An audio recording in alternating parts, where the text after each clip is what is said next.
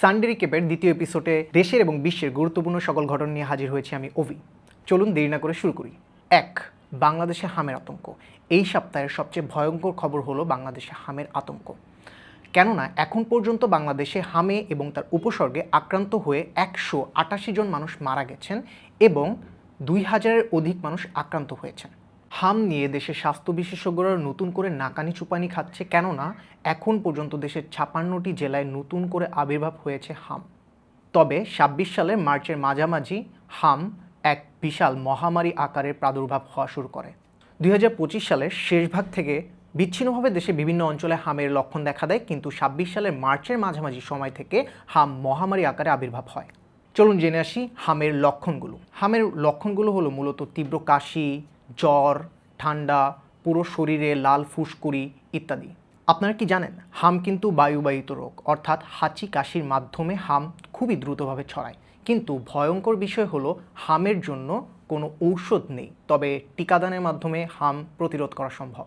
বাংলাদেশ সরকার 5 April থেকে 30টি উপজেলায় হামের টিকাদান কর্মসূচি শুরু করার সিদ্ধান্ত নেয় এবং 3 মে ম্যাস ভ্যাকসিনেশনের তারিখ নির্ধারণ করা হয়।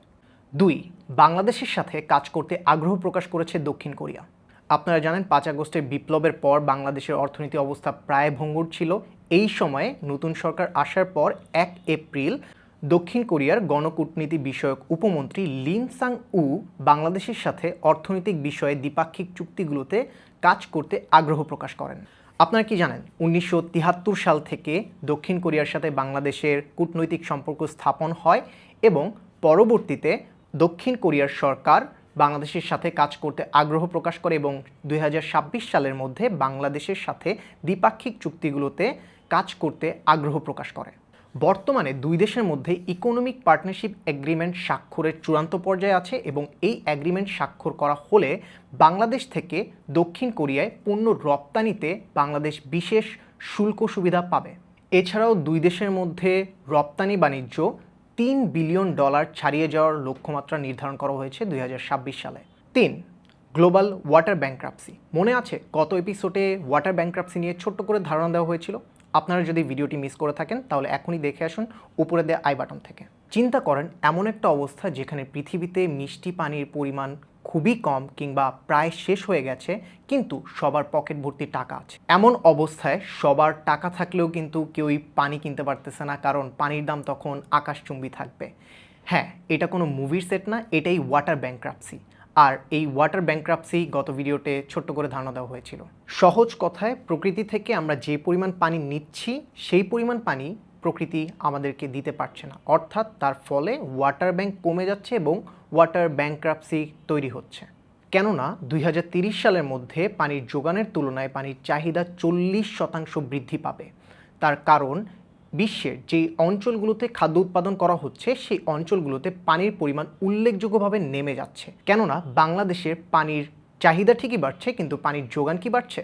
আপনারা কি জানেন বিশ্বে প্রতি বছর কৃষি ও শিল্পে পানির জন্য প্রায় $700 বিলিয়ন ভর্তুকি দেওয়া হচ্ছে, যা পানির অপচয় বাড়াচ্ছে। আর global commission on the economics of water এই ভর্তুকি বন্ধের সুপারিশ করেছে। 4. 53 বছর পর চাঁদে আবারও নাসার আর্টেমিস 2। আপনি কি জানেন নাসা লাস্ট কবে চাঁদে নভোচারী পাঠায়? 1972 সালে। আর 1972 সালে সেবার নাসা সেই মিশনের নাম দিয়েছিল অ্যাপোলো 17 মিশন।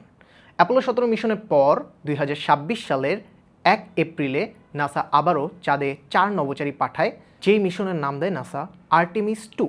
আমরা দেখে থাকি যে বিশ্বের বড় বড় শক্তিশালী দেশগুলো মহাকাশ যাত্রা কিংবা চাঁদে গমন নিয়ে ফ্লেক্স দেয়। ঠিক যেমন হচ্ছে কিছু কিছু মানুষ আইফোন নিয়ে ফ্লেক্স নেয়, ডোনাল্ড ট্রাম্পও কিন্তু ফ্লেক্স নেয়। হ্যাঁ, আর্টেমিস 2 এর 4 নভোচারী ইউএসের কেনেডি স্পেস সেন্টার থেকে ওরিয়ন ক্যাপসুলে করে চাঁদে পাড়ি দেন। আর এই ঐতিহাসিক 4 নভোচারীরা হলেন রিড ওয়াইসম্যান, ভিক্টর গ্লোভার ও ক্রিস্টিনা কোচ এবং কানাডিয়ান স্পেস সেন্টারের জেরেমি হ্যানসন। আর্টেমিস 2 এর এই মিশন 10 দিনের। 10 দিন 4 নভোচারীরা চাঁদের চারপাশ ঘুরবেন এবং পরবর্তীতে দেশে ফিরে আসবেন। সানডে রিক্যাপের এপিসোড 2 এর শেষ আপডেট এবং লেটেস্ট আপডেট, ইরান ও যুক্তরাষ্ট্রের মধ্যে 2 সপ্তাহের অস্থায়ী যুদ্ধবিরতি সম্পাদিত হয়েছে। আপনারা সামাজিক যোগাযোগ মাধ্যম ফেসবুক কিংবা ইনস্টাগ্রামে নিশ্চয়ই এই পোস্টটি দেখেছেন, যেখানে 4 জন ইরানি নারী জিপে বসে বিজয় উল্লাস করছে পতাকা উড়িয়ে কিংবা মিছিলে অস্ত্র উঁচিয়ে পতাকা উড়িয়ে বিজয় উল্লাস করছে। কেননা 9 এপ্রিলে পাওয়া খবর অনুযায়ী যুক্তরাষ্ট্র এবং ইরানের মধ্যে 2 সপ্তাহের অস্থায়ী যুদ্ধবিরতি সম্পাদন হয়েছে।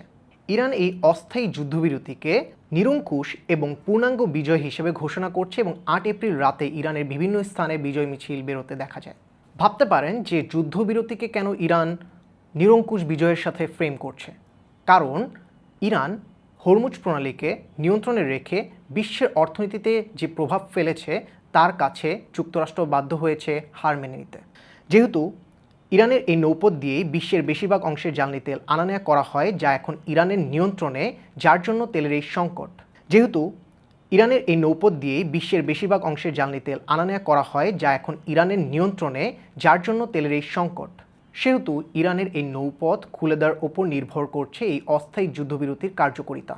এর মানে হলো ইরানের গুরুত্বপূর্ণ জ্বালানি তেল পরিবহনের নৌপথ এবং এর মাধ্যমে বিশ্ব অর্থনীতিতে তেহরানের যেই একপাক্ষিক প্রভাব তা এক প্রকার মেনে নিয়েছে যুক্তরাষ্ট্র। এই ছিল আমার কাছে এই সপ্তাহের টপ 5 আপডেটস। বিসিএস এবং জব প্রিপারেশনের জন্য মনে রাখুন ফ্যাক্ট, কনটেক্সট এবং এক্সাম রেলেভেন্সি। আগামী সপ্তাহে আবার দেখা হবে সানডে রিক্যাপের নতুন কোনো এপিসোডে। ততক্ষণ পর্যন্ত ঝামেলাহীন প্রস্তুতি হোক চর্চার সাথে।